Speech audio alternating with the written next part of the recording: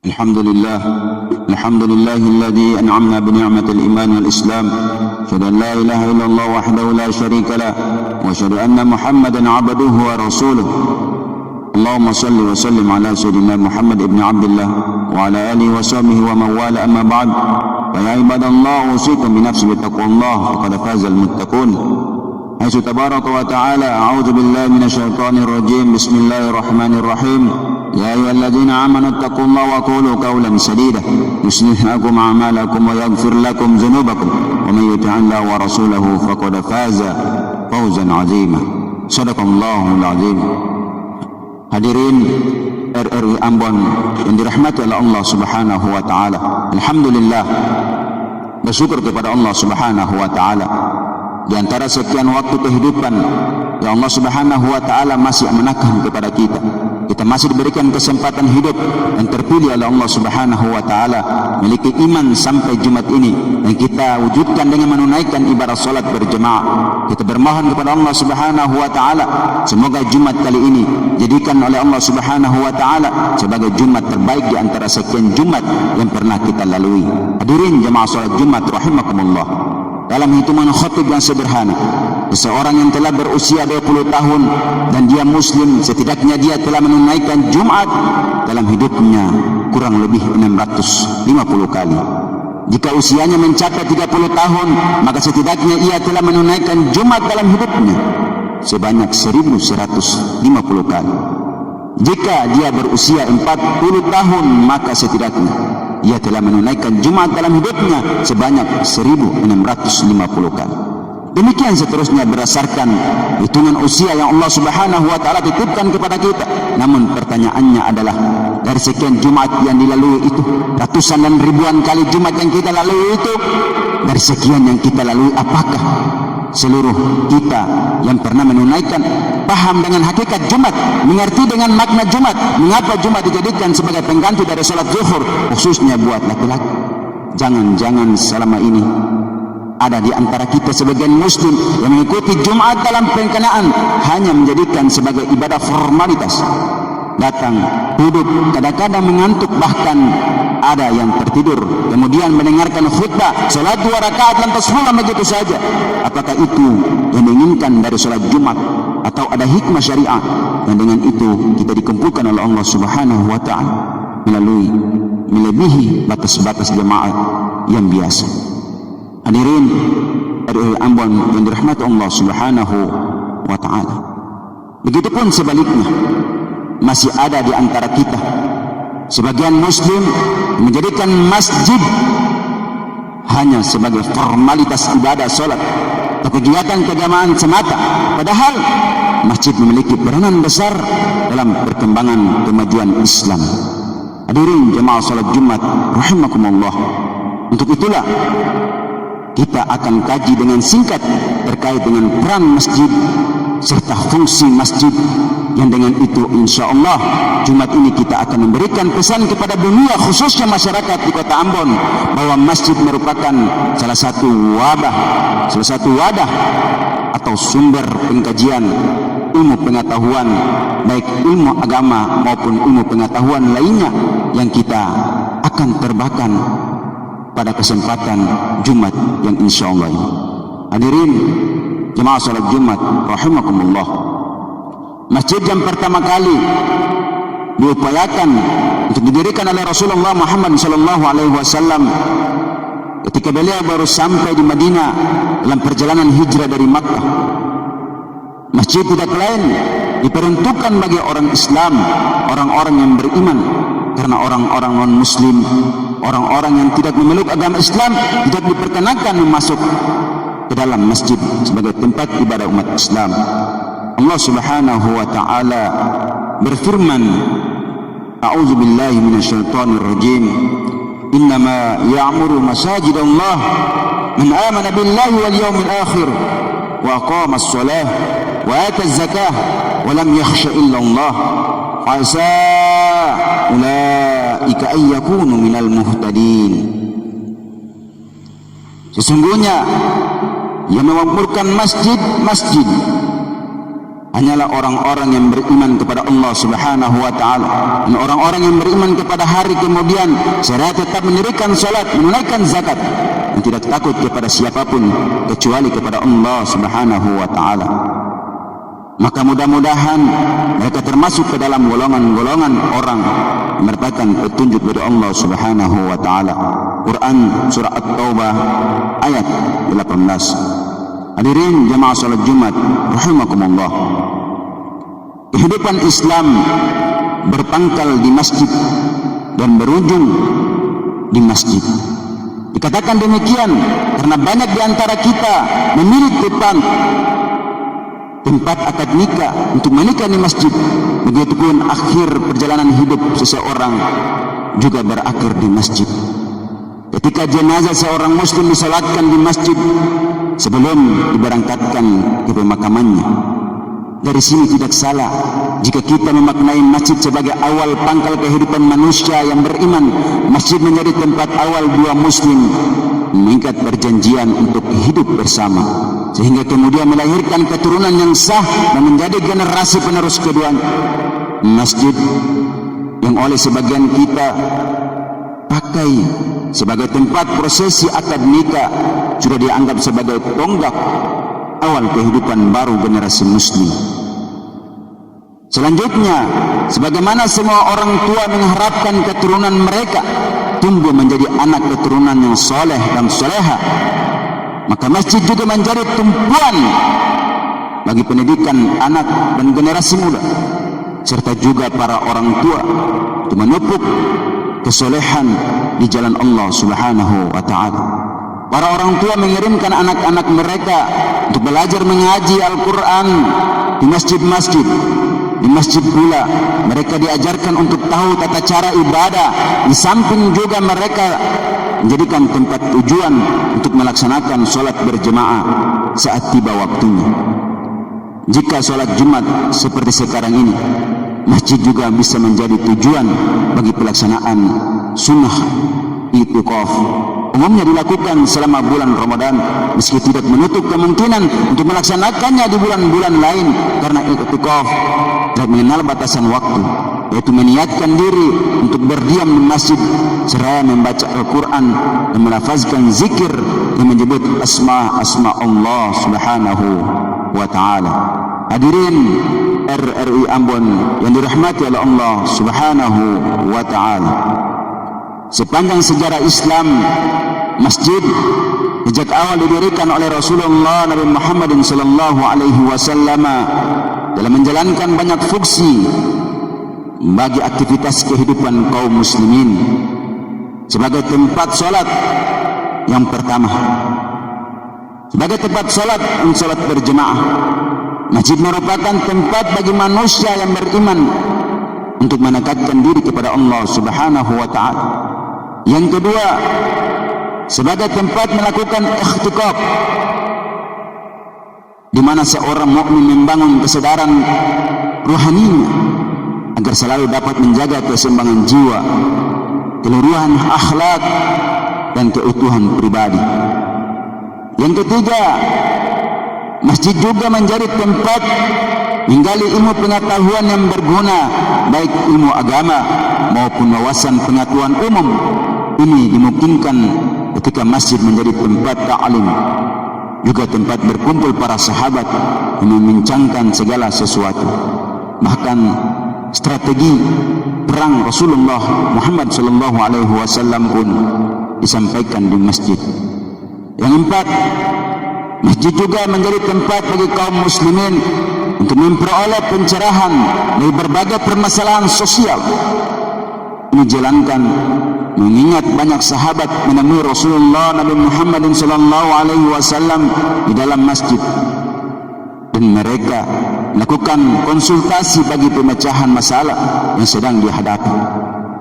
Yang terakhir, yang kelima, masjid juga menjadi tempat membina kaderisasi umat dan kepemimpinannya.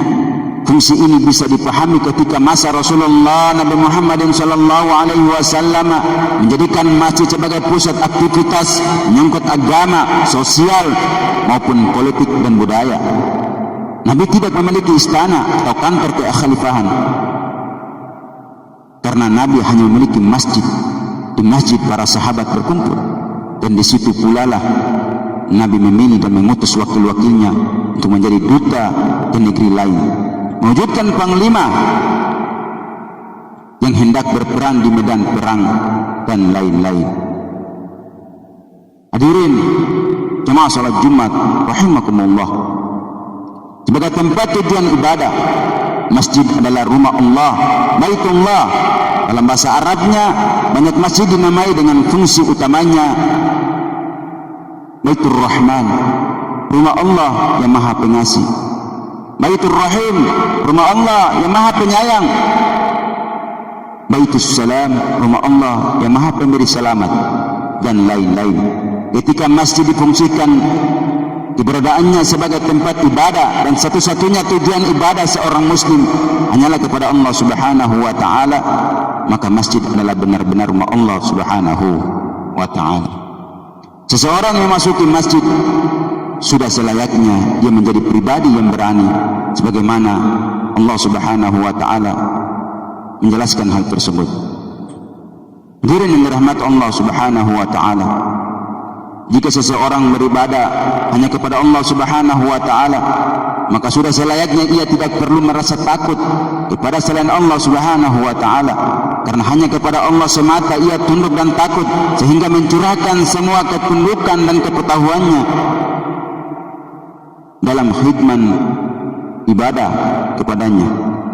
Ini juga berarti bahwa tidak ada seorang pun yang bisa menghalangi niat seorang mukmin dari keinginan untuk beribadah kepada Allah Subhanahu wa ta'ala dengan memasuki masjid. Hadirin yang dirahmati Allah Subhanahu wa ta'ala, asbab nuzul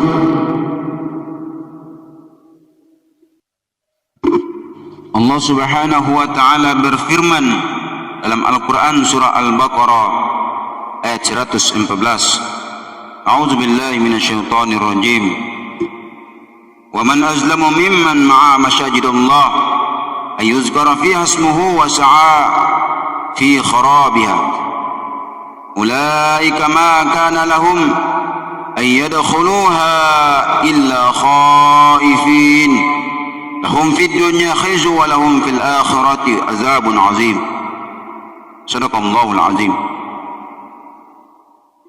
Hadirin jemaah salat Jumat rahimakumullah, ayat ini menjamin keamanan orang-orang yang berada di dalam masjid, karena masjid adalah rumah Allah, dan orang-orang yang mendatanginya adalah tamu-tamu Allah yang berkunjung ke rumahnya Allah Subhanahu wa ta'ala.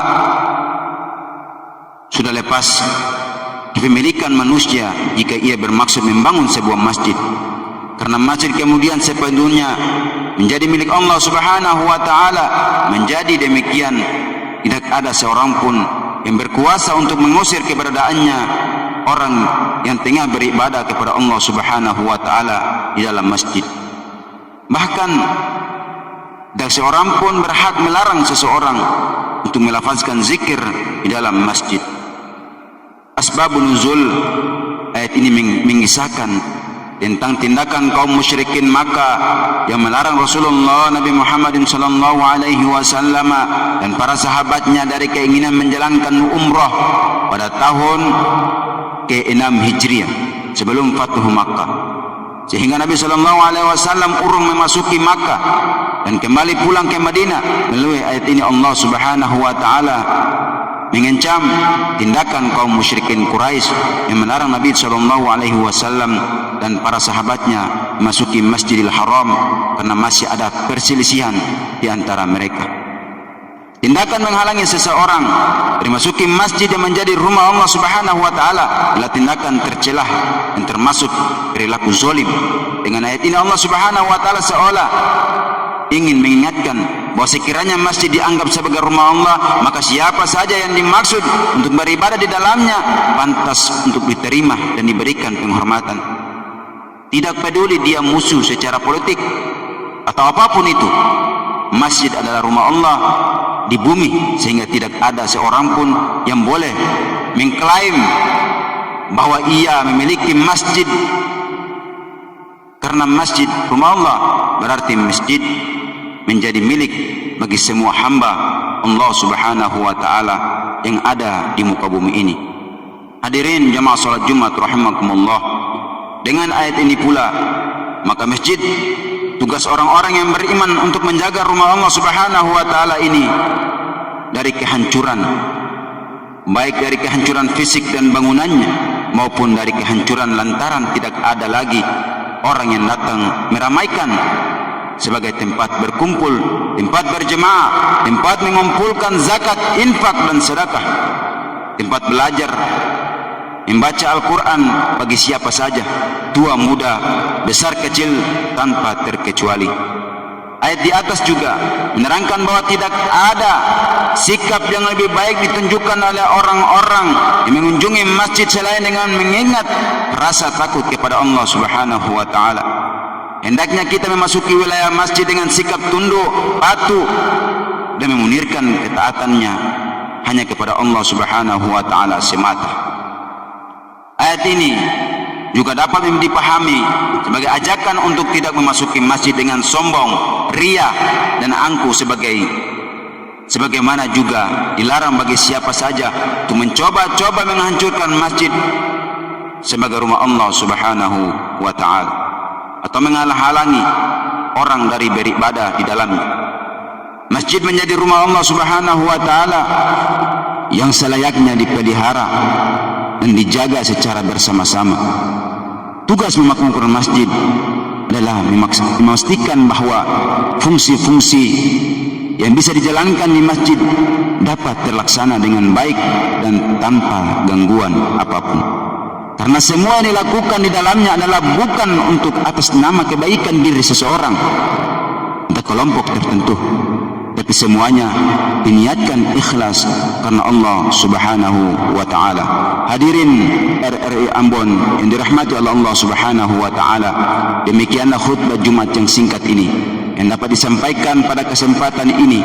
Semoga kita semua yang hadir pada Jumat ini mendapatkan hidayah dari Allah Subhanahu wa taala serta selalu digerakkan langkah kaki kita untuk menuju rumah Allah Subhanahu wa taala. Amin amin ya rabbal alamin. Barakallahu li wa lakum fil Qur'anil azim wa nafa'ani wa iyyakum minal ayati wa zikril hakim wa taqabbala minni wa minkum tilawatahu innahu huwal ghafurur rahim. Alhamdulillah alhamdulillahi hamdan katsiran kama amar. Asyhadu an la ilaha illallah wahdahu la syarika lah wa asyhadu anna Muhammadan abduhu wa rasuluh. Allahumma salli wa sallim ala sayyidina Muhammad ibn Abdullah wa ala alihi wa sahbihi ajma'in, amma ba'd. Ya ibadallah, usikum bi nafsi bi taqwallah faqad fazal muttaqun. قال تعالى في القرآن العظيم: أعوذ بالله من الشيطان الرجيم.